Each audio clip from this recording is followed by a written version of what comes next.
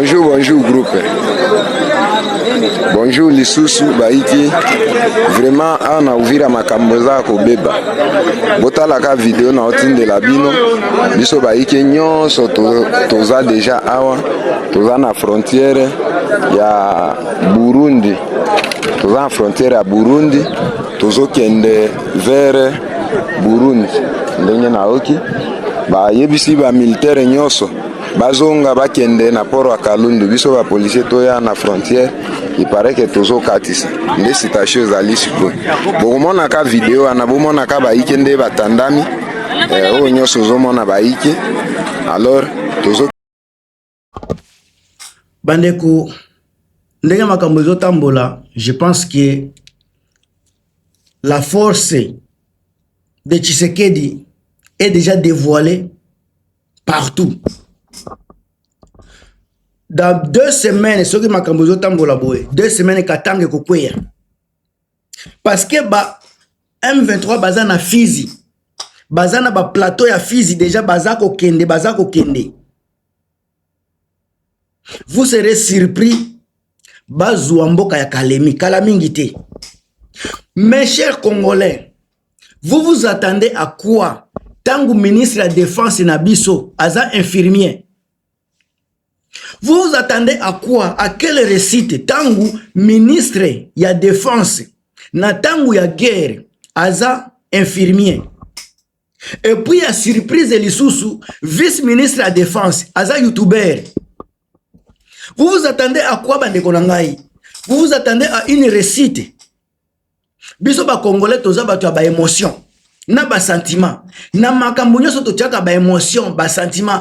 RDC eloko ya makasi, RDC eloko ya makasi. Bandeko bokozala makasi avec un youtuber na ministère de la défense au temps de la guerre. Chers amis, chers Congolais, ouvrez vos yeux. Bofungola miso, réfléchissez au-delà de vos nez. Un ministre ya défense ya mboka o eza na guerre lokola Congo azala infirmier. Mes chers, on est où? Le pays qui est en guerre, on est en train d'arrêter les généraux chaque jour. Vous vous attendez à quoi? Bien que les généraux ne se battent pas au front, mais c'est eux qui ont les techniques de guerre. Les caporaux sont là justement pour se battre, ils savent des techniques, mais les généraux sont les symboles de l'armée. Quand vous arrêtez les généraux, plus de 25 généraux, au moment où il y a la guerre, vous vous attendez à la reprise de Bukavu, vous vous attendez à la reprise de Goma. Et puis vous les Congolais, ne soyez pas émotionnels. Ne soyez pas des sentimentalistes. Parlez avec votre cœur, parlez avec vos cœurs. Vous allez voir que Tshisekedi nous a vraiment désorientés de la réalité. Tangu toza ko échoué Bitumba, FARDC baza ko échoué Bitumba, baza ko kosela toujours ba commanda oyo, commanda wani, bo changer commanda wana, bo changer boza ko changer chanja. Tangu commanda sikaza koya, avant kutu a s'installer, massa seza. Taya ko solola na batu na ya ko zwa stratégie, bande konanga boza ko se distraire. Na mini choyo, ndenge Bitumba essayer komi matata.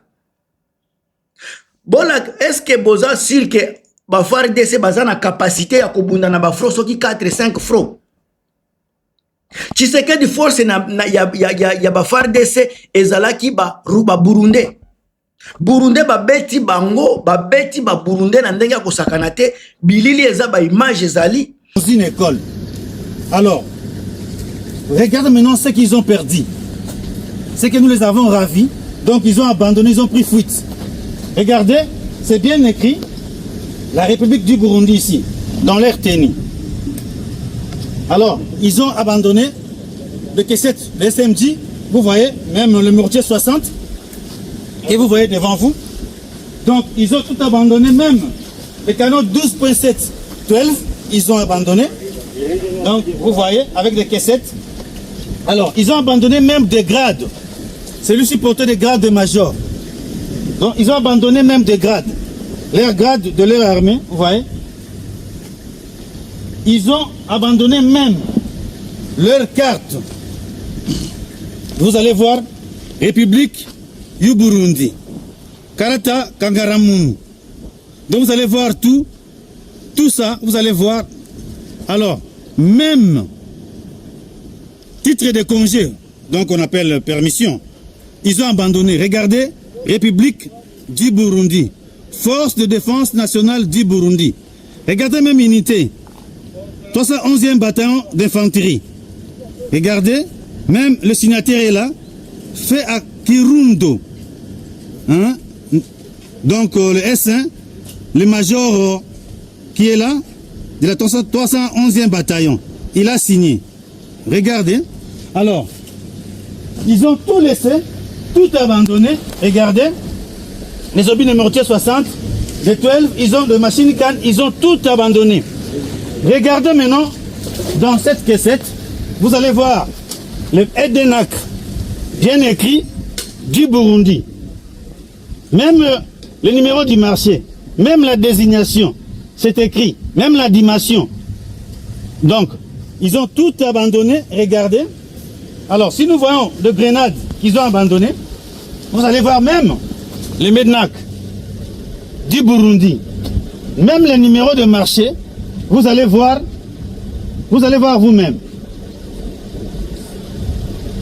Donc, regarde même des Kateushi, des grenades, regarde même des Kateushi qu'ils ont abandonné.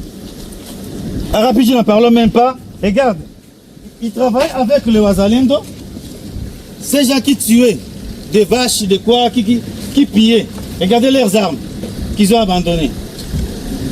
Regardez, ils ont tout abandonné. Donc, il y a beaucoup de titres qu'ils ont abandonnés. Regardez même ici. Carte de la donc République du Burundi. Mutuelle de la Fondation. Regardez.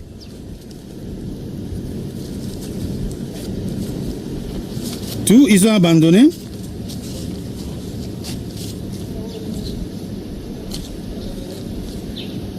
Regardez les cartes des Républiques du Burundi qu'ils ont abandonnées. Les cartes d'identité qu'ils ont abandonnées. Les matricules. Celui-ci, le matricule est là. 79 835.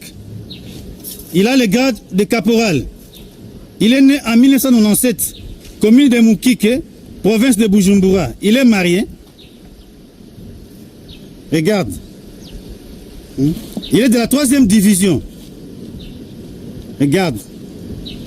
Donc de brigade, regarde. Tout est, ils ont abandonné tout. Alors lorsque ils vont vous dire que non, regarde ici, ils ont abandonné même aussi le titre de congé de l'autre. Regardez. République du Burundi. Unité là, ça est là, tout ça est là. Qu'ils ont abandonné.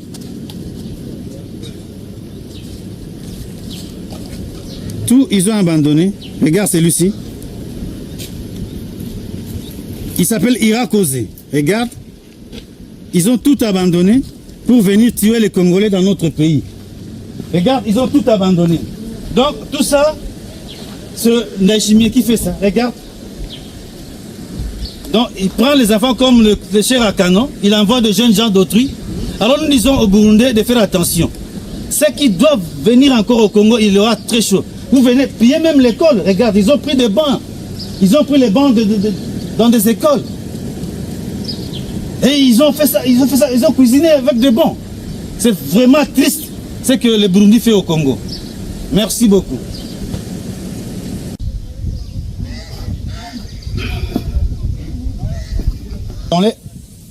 Dans leur fuite, voyez ce qu'ils ont abandonné aussi.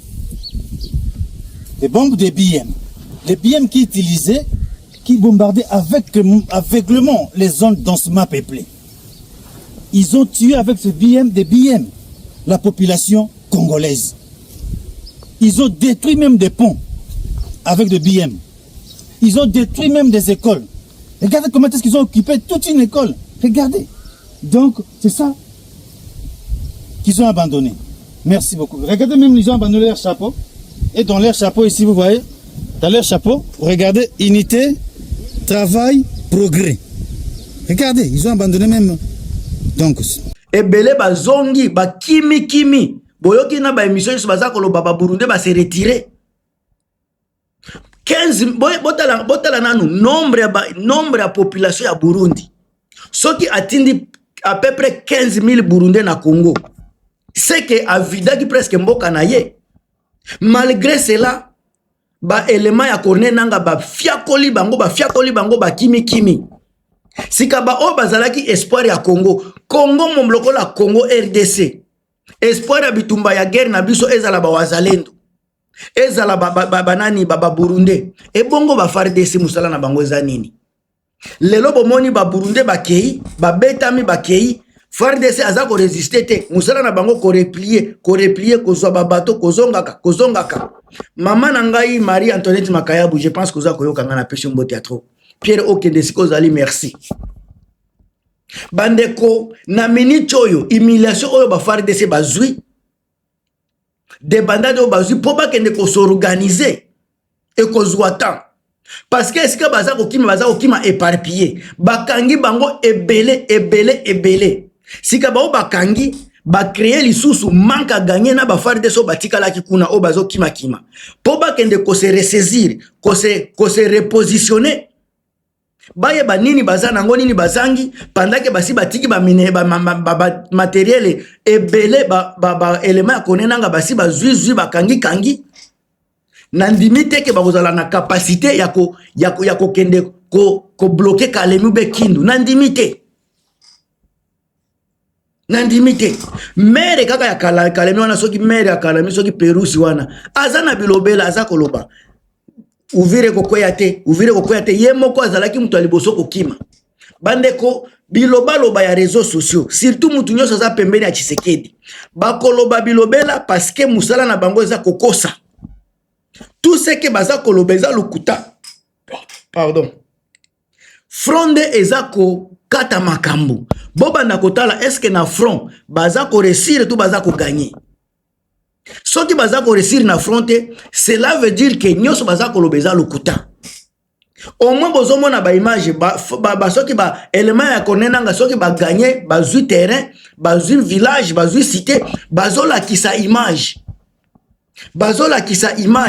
baza kofinga mutute batikala jamais koloba muluba tokobomayo batikala jamais koloba biloko wana batikala jamais koloba ke biso tokosala boye jamais mais côté Tshisekedi ezakaka bino ba Rwandais tokoboma bono tokoboma bino bozolo babiloko wana division o bino boza ko créer eza ko créer pe faiblesse côté na bino parce que na kati armée à FARDC eza pe na ba Rwandais na kati tangu boza ko menacer bandeko na bango ba Rwandais ya origine rwandaise ba Nyamulenge boza ko traumatiser bango indirectement bako bunda bitumba te parce que bazomona ke boza ko maltraiter ba tribu na bango bino bokanisi mutu lokola Masundu ndenge bosala kiye bango basepelaki nyonso wana eza ko créer division tango bo créer division na kati armée pe division koti indiscipline koti désorganisation avec cela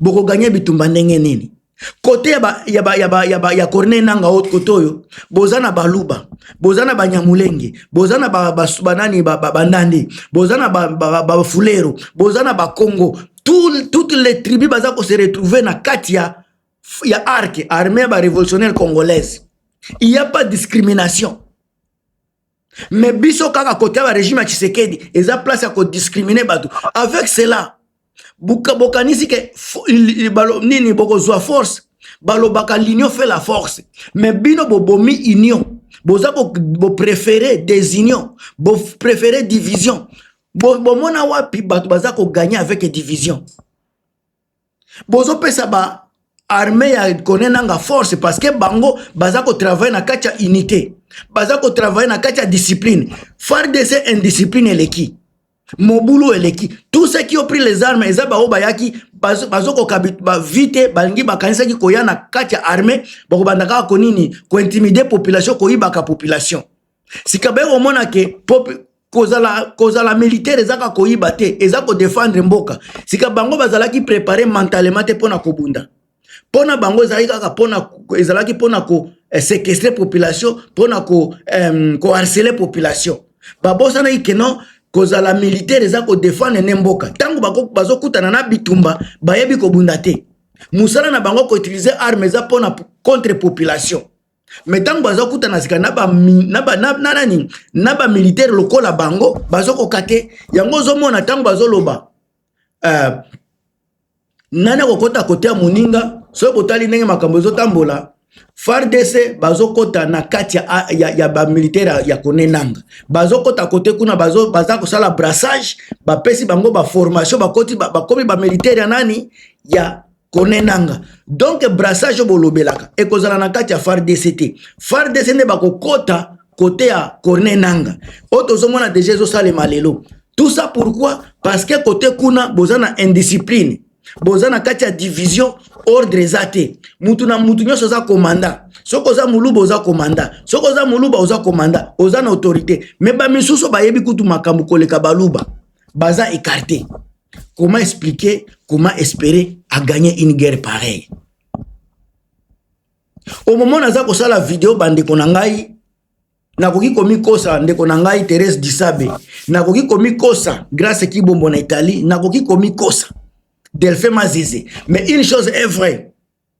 Nandimite que FARDC oeza divisé lelo, oeza désorganisé, bakosa capable ya ko stopper M23. Je ne passe pas. À moins eza la miracle moko boy. Na minute je ne passe pas. Communication ya Tshisekedi eza bourré na lukuta. Nyoso bokoyoka eza lukuta bandeko. Bobanda kotala makambo eza sur le terrain.